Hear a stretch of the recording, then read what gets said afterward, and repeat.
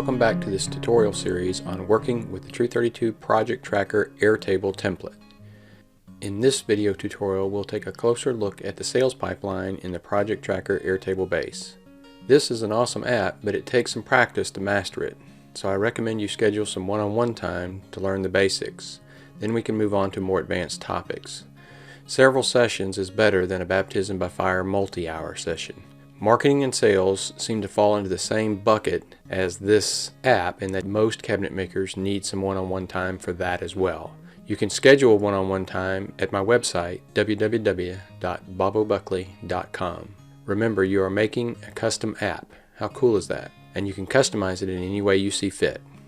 So before we jump into the Airtable base, let's just go over some sales and marketing notes, or marketing and sales. I always like to say that as marketing and sales rather than sales and marketing, because marketing comes first.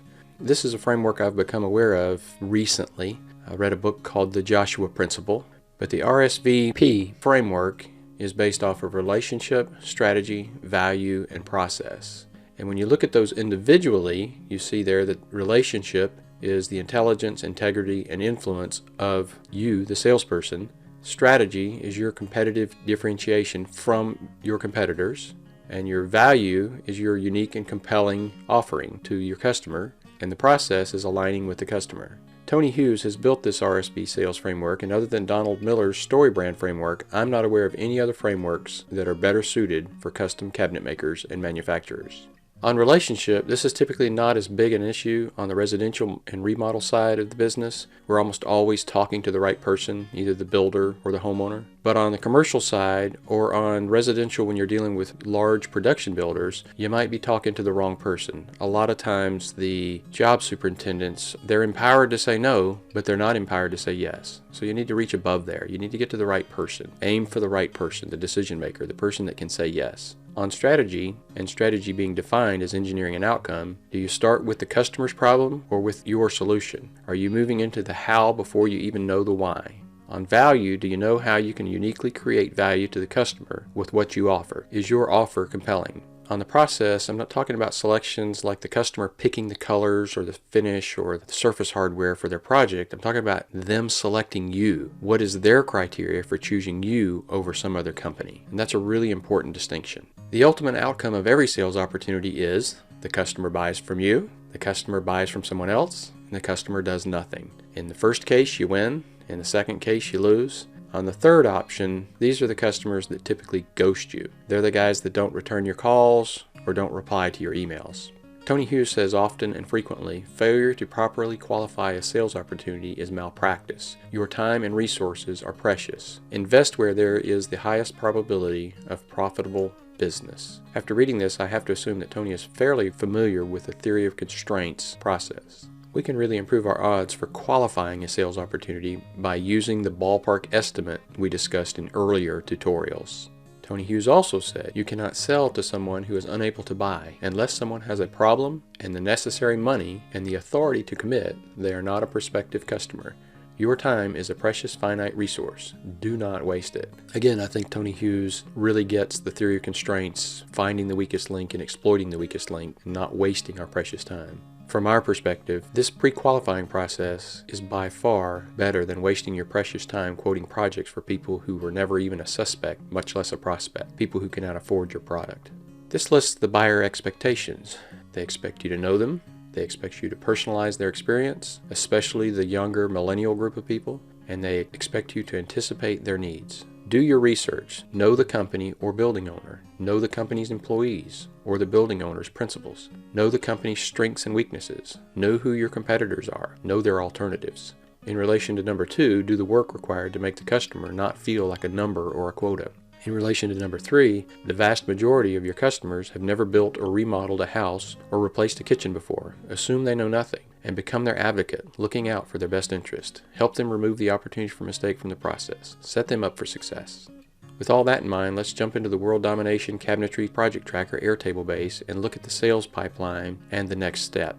So here on the Companies tab, we have really simplified. I've taken some steps out of this, but a really simplified funnel type process. That we have these companies here that are either suspects, not aware of us. So we see this Dan Willis Remodeling and World Domination Homes. And I've recently added this lead source. So you would say here that in this case, they don't know us yet. So there is no lead source. They haven't heard of us, so they can't say, hey, I heard of you on Facebook, or I have been referred to you, or any of that. So at this point, we need to reach out to them so they have heard of us. But these two are suspects and they're not aware of us. And then we have this prospect category, and they are aware of us, but they may not have a need.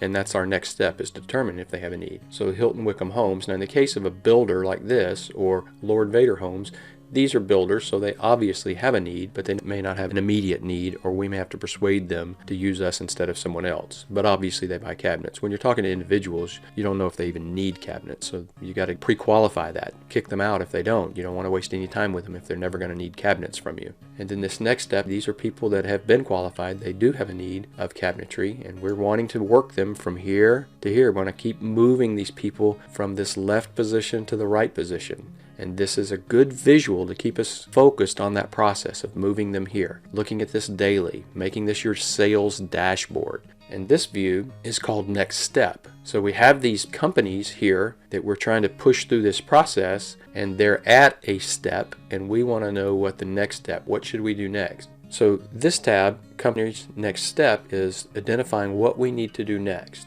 So in this case, we have two companies that we have added to our prospect or suspect list, and what we're saying in this case is we need to research this company. We don't know anything about them, they don't know anything about us. We want to find out if they're a good fit for our company, and we want to push them through this process. This company, we've already determined that they're a suspect or a prospect. We've already done this research work, and we want to either mail a brochure or a business card or both. And you can change the names of any of these to anything you want, and you can add as many steps as you think are feasible or necessary. And then we have a job site visit. Now this is not a job site visit in the sense that you're field measuring. This is a job site visit where you're going out and looking for work, and you go from framing job to framing job and leave business cards and leave brochures and visit with people and talk to people on the job site. A lot of times another subcontractor can be your advocate. They can root for you, especially if you walk up on a job site and you recognize the trim carpenter, you recognize the framer, or you recognize someone working on the job site, another subcontractor that you work with for other companies. And then you want to schedule a sales call. And these are not steps in the sense that you do all of these in this order. These are things that you're trying to push these people. What do I want to do for this person? What's appropriate for this person? Maybe schedule a lunch meeting. I wouldn't do that with every customer. Probably be more apt to do that with a recurring customer like a builder or a remodeler than I would with an individual, unless it was a really big house that I really wanted to have. I really wanted that house to be in my portfolio. I might schedule a lunch with an individual. And then you're moving on into your process. Once you get to this point and you've kind of pushed them through the process, now you're trying to push them into being a customer, not just understanding that you exist and that you are one of their alternatives for purchasing cabinetry.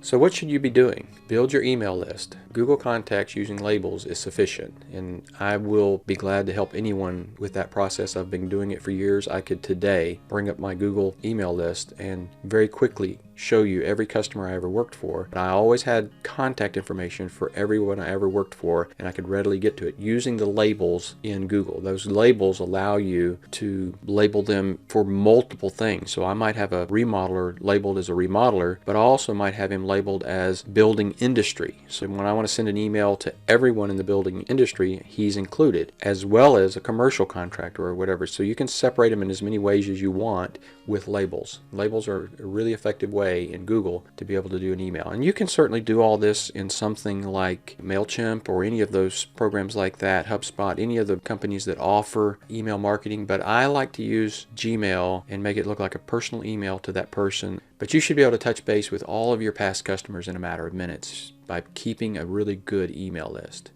You should always be trolling for suspects and prospects, even if it's just handing out business cards to every single person you meet, even at lunch. Giving a business card to a waitress or to the guy through the drive-thru, either one. You never know what that's going to lead to. You should have signage on your vehicles. You should have signage on your building. You should have logoed shirts and caps, and where all your employees, and you are always trolling for suspects and prospects. Everyone needs to know what you do for a living, and it needs to be obvious when you walk by, when you drive by, when you walk up on a job site. Create a sequence of touch points, then make those calls, send those emails, make the social media posts.